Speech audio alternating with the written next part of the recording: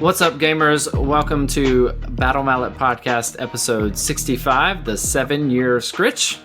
For anyone that isn't familiar, the Battle Mallet Podcast is the journey of three busy gamers making their way to the Nova Open Convention every year, playing games that they love and balancing life with those games. My name is Jerod Johnson, and tonight I am joined by Jason Table Dew Murray. Has it really been 7 years already? 7 years already. Well, I mean, not technically. I mean, the calendar year has been 7 years, yes. This came out in 2017. 2017. Good. Wow. I've been playing this a long time. A long time, yeah. Really feeling that 7-year Skritch, huh? I am. It's itchy. Well, you've already 7 years Skritched away, Mr. Lorcana. But anyway, so in tonight's episode, we are going to be giving our standard Rivals review of Spiteclaw's Swarm. So we'll walk through the deck. We'll give you our top choices for objectives, gambits, and upgrades that you want to see early in the game. And these episodes are being recorded out of order. Fun fact. Fun fact. So if you want to know what we've been up to, go to the next episode. Yep, because we've basically been up to nothing other than what we already talked about. We will repeat that we will have a pending episode regarding the new errata and FAQ and the impact that we think it will have both locally and maybe we'll talk about the meta broadly. But I think that's it. Anything else to talk about before we jump in? I would just, random thought. Do it. Your new X-Men 97, like how you liking that? Because I know you were a huge fan when you were Oh my gosh, it's so good. Is it good? Yeah, it's like one of the best television shows that's come out in a while. You think? Yeah. I mean, is that a low bar? Maybe. But yeah, I mean, it's amazing. There is a ton of it that is nostalgia-esque. But there's a lot, like they're doing a lot really well. I think they are telling tight stories.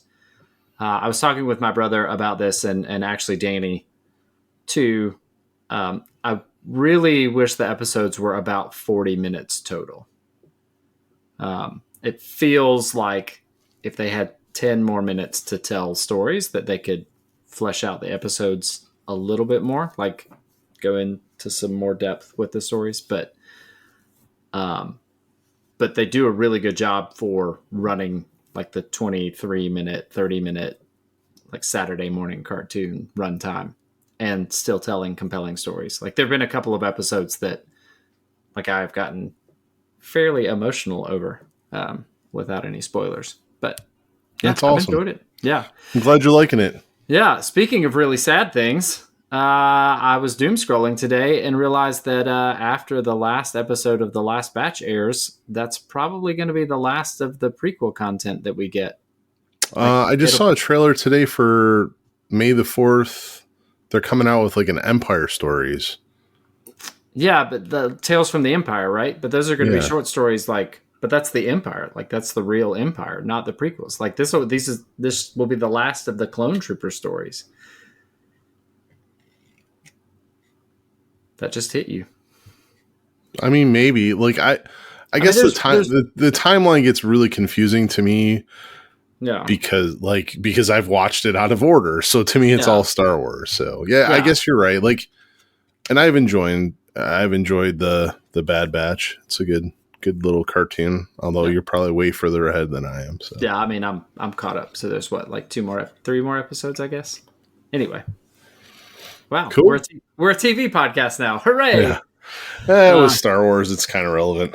Yeah, there's a game. X-Men. X-Men's relevant, right? I got all those models painted, and more stuff's coming out.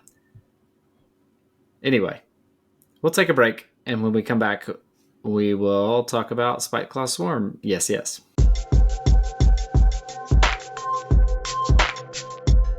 And we're back, and we are here to cover Spiteclaw Swarm, giving our Rivals review. We'll go through the fighter cards in brief, and then we'll spend most of our time talking about the objectives, gambits, and upgrades that you want to see early in your games as you are playing the warband. So, this warband. 5-fighter warband. I think the most remarkable thing, and I basically say this every time we talk about this warband, is that they are all move 5 uninspired, which is just insanely fast. It's a lot of movement. Like, there aren't any other warbands that, I mean, the other Skaven, right? Skittershank, they're all move 5. But other than that, like even like Garrick's Reavers, they have to inspire to go to move 5. I think some of the elf warbands inspire to move 5, but to just have all of your fighters at move 5 out the gate. I remember when they launched, it was like, oh, this is like Garrick's Reavers, but better. Mostly because back then Skritch was the greatest. Yes. He's still really good. That he was. Anyway, so we have Skritch Spiteclaw. He is a leader. Move 5, 2 dodge, 4 wounds, range 2, 2 smash, 2 damage. He has the swarm action, and this is choose a friendly minion that is out of action. Place the chosen fighter on an empty starting hex. So not an empty starting hex in your territory, but any empty starting hex. And then he also has the schemer ability, range 1 or range 2 attack actions made by this fighter that are supported by 1 or more friendly minions have crit Grievous 1. And then he and the rest of the warband inspire the same way. This fighter is chosen as the target of a ploy. So it has to have the choose keyword in the ploy. And it is a ploy, not a spell. So Gambit spells will not inspire them. But when he inspires, he gains cleave on his attack. And he also gains a scything attack that is 3 fury, 1 damage with crit Grievous 1. So that could spike to crit Grievous 2 if you got all those supports. And then we have Crick, the almost trusted, the second in command, the trusty, not so trusty second in command. Move 5, 1 block. He also is range 2, 2 smash, 2 damage.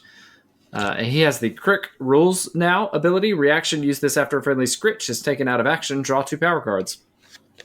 Yeah, when he is inspired, it's draw 3. That's really good. Cool. Yeah. And then Crick leads. While a friendly Skritch is out of action, this fighter is a leader.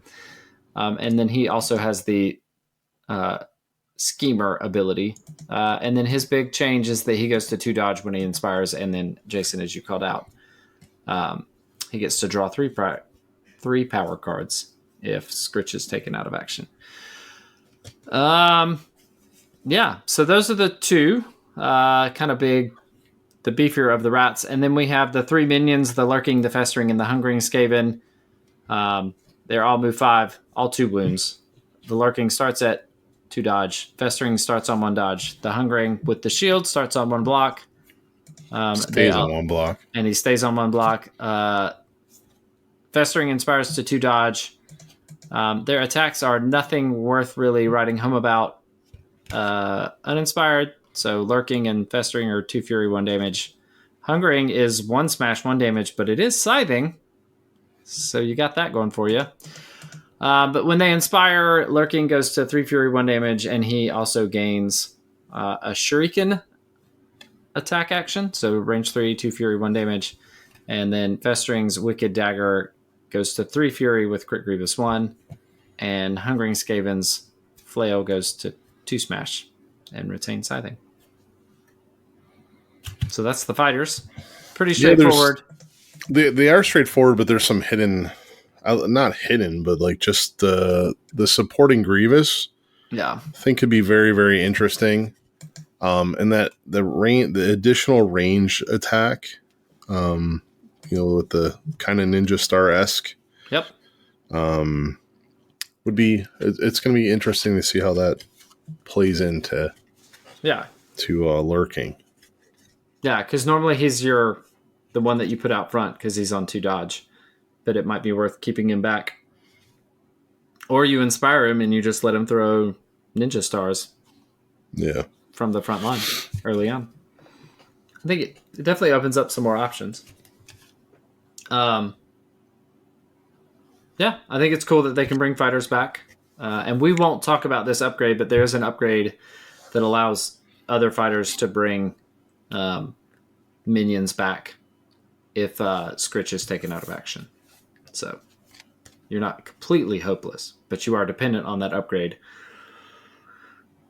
Anyway, That is not one of the upgrades that we have chosen that you want to see early. Browbeater. Thank you, sir.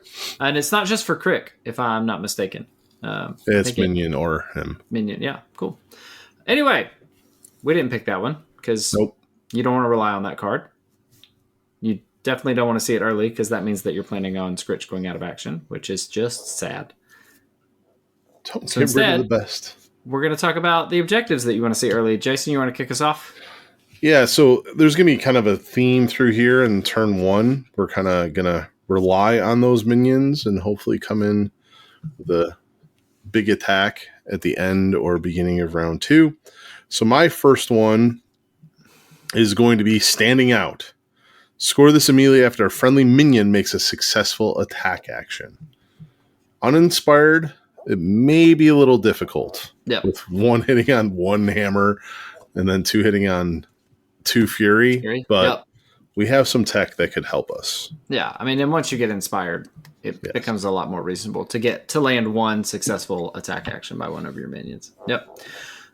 So speaking of inspired minions, the next one that we would like to see early is Send in the next wave, and this is a surge. Score this immediately after an inspired friendly minion is taken out of action. So this basically offsets the fact that you have thrown a minion into dangerous territory hoping to land that successful attack action.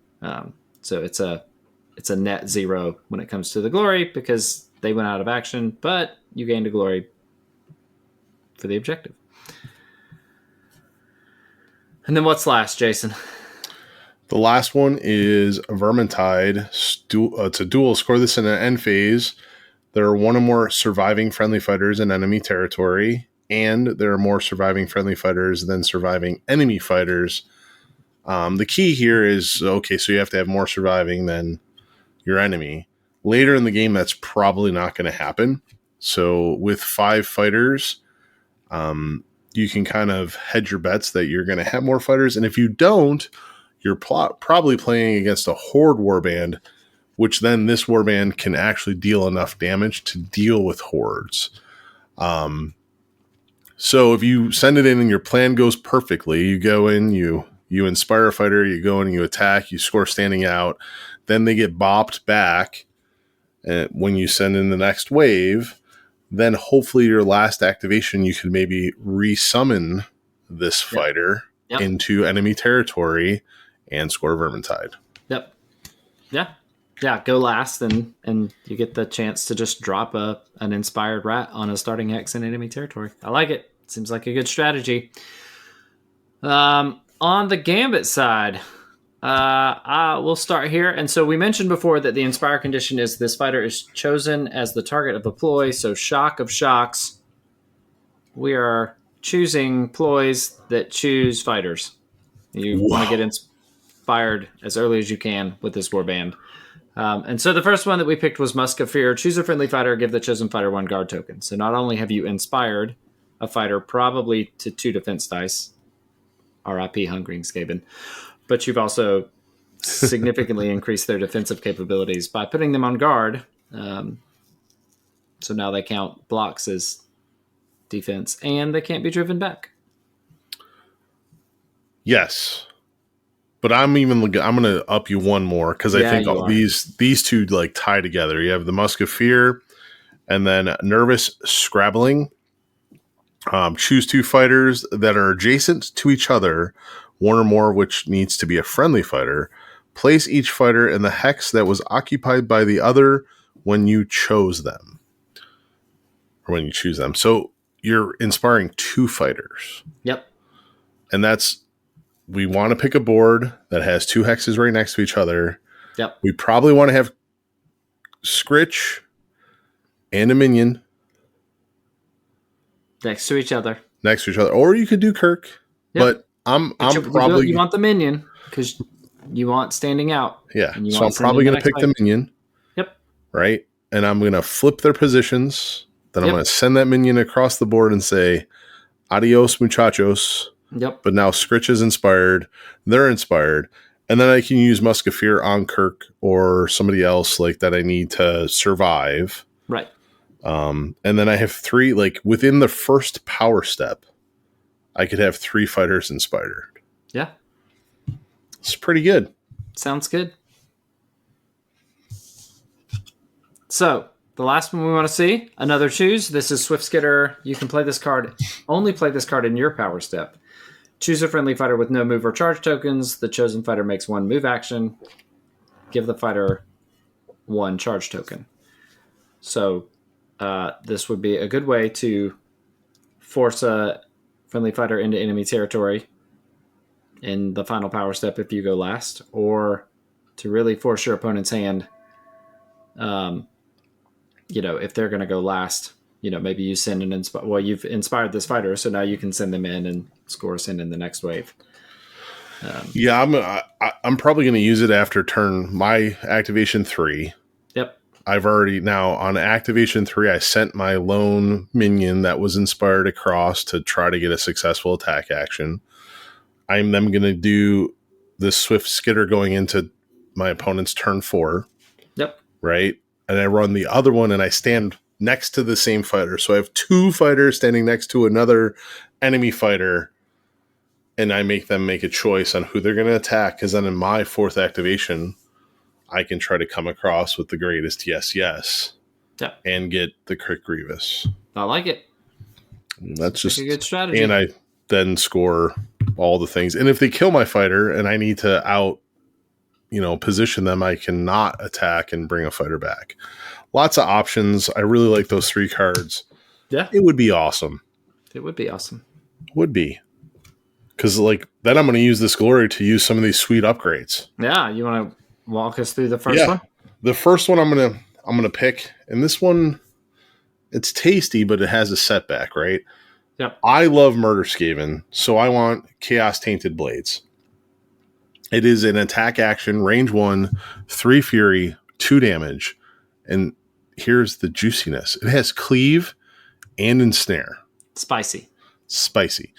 But it is also tainted because it is chaos. Yep. So during this attack action, after the deal damage step, deal 1 damage to this fighter. Oops. But, I'm probably going vulnerable. It's okay. There is always more, so it's fine. Yeah. You could actually use that to score or send in the next wave, because the inspired friendly minion does not have to be taken out of action by an enemy attack action. So run through a lethal. Make the attack. After the deal damage step, I die and score. Oh, jeez, man. Yep. And then they can come right back.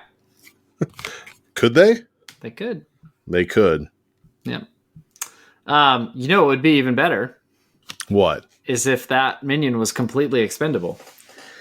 So this is the next upgrade that we want to feature. This fighter has no bounty. Wow. The next time this fighter is taken out of action, break this card. So, it's a one use only. One use only, but no bounty. No bounty. Yep. That's good. Pretty awesome. Yeah. You could also go with the Sewer Whisperer, right? And I think this one goes on one of our leader folk, like a Skritch. So. Yep. Or a Captain Kirk. Captain Kirk. No, it's Captain Kirk. Yeah, that's what I said. Yeah, good. During this fighter's attack action, if you rolled 1 or more successes, add 1 success to the number of successes you rolled. When you're already rolling 2 dice on hammers with support, I want another die. Yeah. And that's all. If I roll 1 success, it's 2. Yeah. It's beautiful. That's beautiful. I mean, the chances of rolling 1 smash or crit on a 2 dice attack is you got a 75% chance of rolling at least 1. At least 1. So that at least 1 has now become 2. And one of those successes could be a crit. So now you've got a crit and a normal success. It's pretty good. Yep. It's pretty good. And if you put it on, if you have to use it on one of your minions and you're rolling the 3 fury, that's even spicier. Yeah. I really like that card. It's the first time we've seen that mechanic that I can recall where you're adding success. There were some gambits. No. I think there's one somewhere where if you're tied, you get to add 1. Yes. But it was like a weird. thing. Anyway, it's also not in this deck, so we don't need to talk about it. That's good. We got people listening, screaming at us right now, telling us the name of the upgrade, and that's great. Somebody message us on Discord and tell us how badly we failed by forgetting the name of that card. Can we talk about the card art and the flavor text for Sewer Whisperer? I mean, it's a lot of rats. It is like a swarm of rats, and then some Skaven have an uncommon ability to get their lesser kin to battle upon their behalf, covering the battlefield in a tide of matted, stinking bodies. So the image that is being evoked here is that, like, it's not like this fighter has become more accurate. They are just covering you in a swarm of rats, and that's what's making the attack go through. Like, that's what's actually dealing the damage. It's pretty horrifying. I mean, sure, if you're afraid of rats. Well, I mean, I'd be afraid of these rats. Not me. Well, I mean, you're the Amos to my quiet Pock. So the rats just want to be loved, man. I know. Well, you're just swinging away with your whatever, woodchopper's strength or whatever. Woodcutter's strength. Yeah. I'm Lenny. Oh, all right. Play style. I'm gonna give this one to you, Jason, because I think you actually you gave it the right name. I forgot what name I give it. Some sort of like, something aggro. Yep. Selective aggro. Yeah, there you go. Selective aggro. I can't remember these things. No, you have selective memory. I do. Yeah, selective aggro. So because they are 2 wound fighters, and I've stated this plenty of times in the past, you have to pick and choose when you're going in. I think we've given you a great line on the opening gambits and opening objectives as to how you should sacrifice your rats. Remember, there is always more, but it is very hard to overcome the glory bleed that your 3 2-wound fighters are going to give up. You are heavily reliant on that 2 defense dice. So you have to be selective when you go in. But they're murder Skaven. And I think it'll become very evident of what I'm thinking when we talk about our Nemesis pairing. But don't just always be charging. Select when you're going to charge and make sure you're inspired. Yeah, I agree. And so the one thing to consider is that you do have the swarm action from Skritch. There is the gambit Plenty More, which is a gambit that lets you bring a minion that's out of action back onto the battlefield. And then there is the upgrade Browbeater, which lets minions and Crick bring other minions back. So you have options for returning the fighters, but they will bleed glory. Jason, you talked about this a little bit when it comes to boards. I think because of nervous scrabbling, you want to make sure that you have at least 2 adjacent starting hexes. If you can have 2 sets of 2 adjacent starting hexes, I don't know that there are many boards that have that. Then that'll give you some options for your nervous scrabbling in that, to try to get that off. The Worm Burrow. I mean, Glacial Tomb is oh my gosh. My new favorite board. It is. Well, it's the prettiest board in the game, in my opinion, and it is a really good board just in general. So, even Frostwrack Ruins, you're either going to have 2 people really far back or 2 people really far up. But that one's got 2 sets of 2 adjacent starting hexes. Yeah, and you don't mind the cover hex, right? Yeah. Definitely don't hate a cover hex on these fighters. I mean, you could totally go the Glacial Graveyard and not forecast to your opponent who you're going to inspire because you're going to have 3. True with the 3, yeah. But those stagger hexes, but if you've got somebody coming in, that's exactly what you want, right? To not have to put yourself out there, to land your attacks. And range with Crick and Skritch both being 2 range poking 2. over the top. Yeah. Yep. Maybe. That's a maybe. Yeah. I don't. It would not be my first choice. No. But anyway, What do you do? I sit down with the Skaven across from you, Jason. What are you doing to undermine my scheme plan? I think the plan has always been to take out the greatest. Yes, yes. And if you present Skritch, I'm going after you. He's a little less scary now that he's just 2 with cleave and 2 damage. Yeah. But he is kind of the heart and soul of the warband. I really like the design that gives Kirk other tools, but at 3 wounds, I'm going Kirk if he's there, and then Skritch. But Skritch is the one that's doing the heavy lifting. So yeah.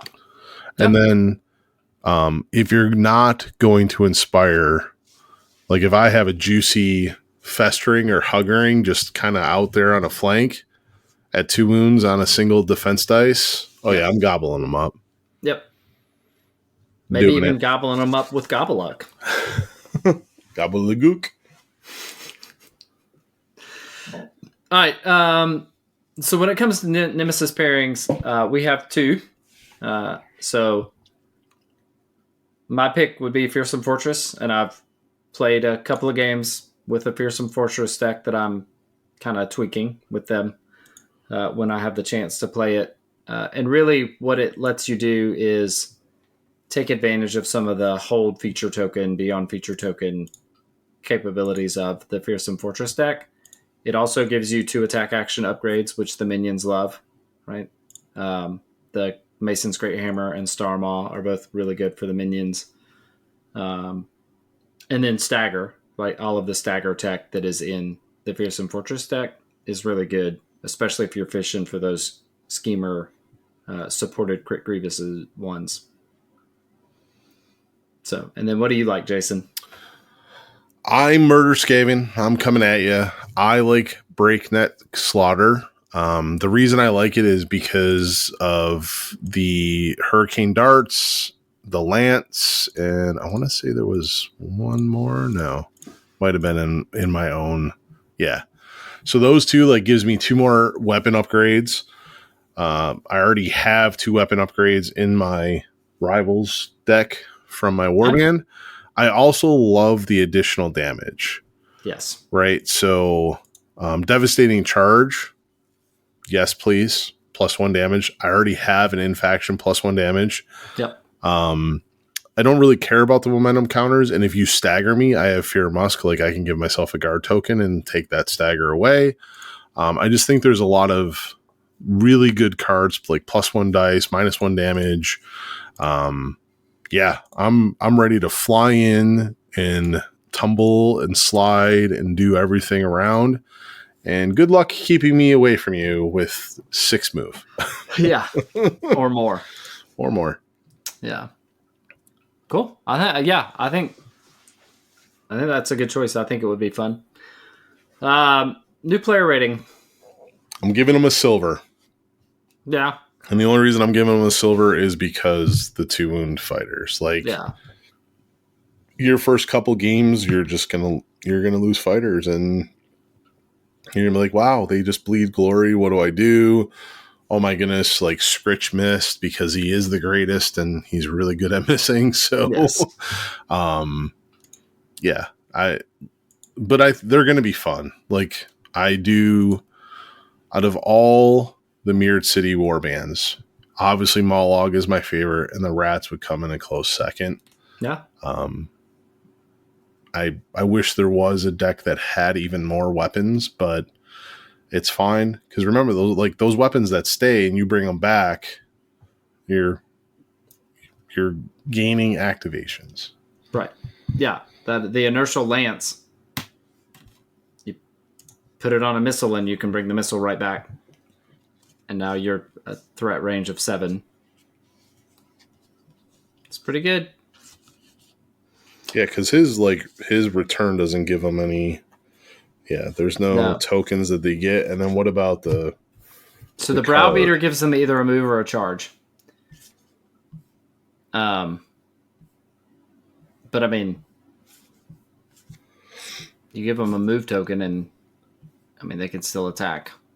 Yeah, and the plenty more Empty hex and not an objective give that fighter 1 move or charge token, so you can do whatever you need to do there. You can give them a move, and they can still attack, whether that's 4, 2, 3 away. There's push tech in the deck. Like, it's we're good. And so I do want to say that if you give Kirk Browbeater, the chosen minion does not get a charge token. Oh, okay. So if Kirk is the one bringing them back, then you can bring them back on any empty hex, not on an objective. So it's almost better than... if this fighter is not Kirk, give this fighter 1 charge. The person cited. So so the person summoning gets the charge token. The chosen one doesn't get a token either way. And I actually like that better. Like, to be honest, I'm probably going to put that because, like, Skritch has put him on a starting hex, right? Yeah. Yeah. So you could, like, put this on. It does not state that he has to be the leader, right? Nope. Yeah. So you can just put it on him. Put it on him, and then if you do need to bring somebody back, you use this one, and it can be on an empty hex that is just not an objective. Yeah. That's pretty... Wow. Look at that. Yeah. And then my mind just went down a rabbit hole.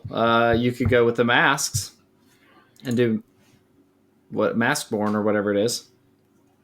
You could. Bring back Crook.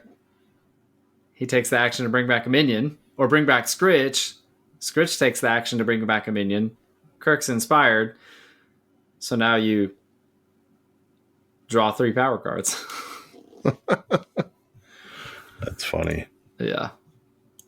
Yeah, there's just definitely a lot of play here. Again, like, the biggest thing would be getting damage and getting hits. Like, they're Murder Skaven for a reason.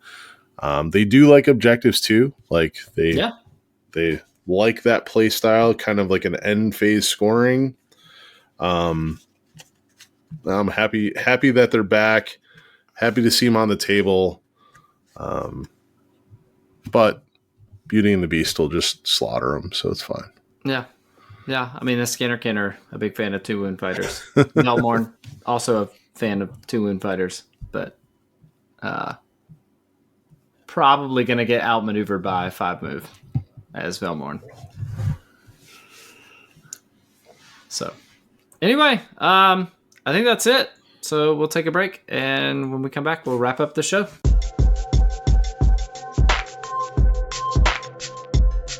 And we're back, and that will wrap up the 65th episode of the Battle Mallet podcast. Really scratching that 7-year Skritch here. I still can't believe it's been 7 years. Yeah, it's so wild. Here's to 7 more. Drink to that. Yeah. So, as always, we want to thank everyone for taking the time to listen.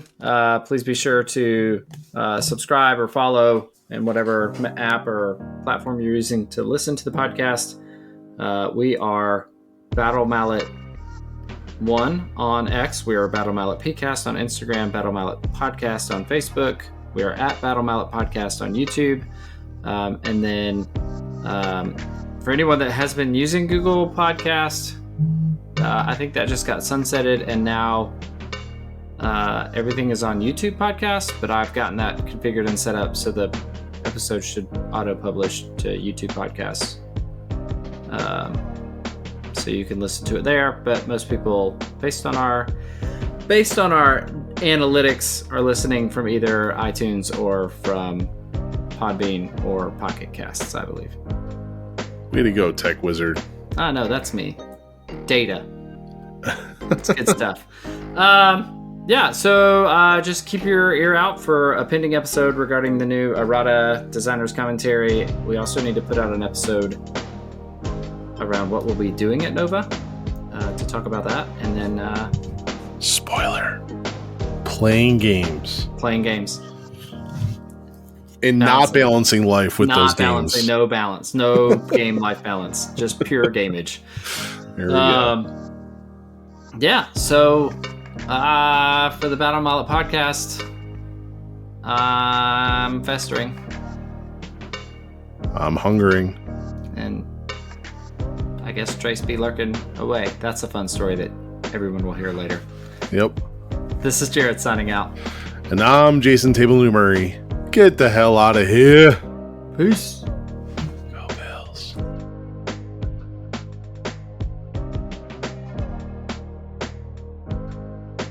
The Battle Mallet podcast is protected under the Creative Commons license. If you have further questions as to its use, you can find more information via links on podcast.battle-mallet.com. Music by Anno Domini Beats.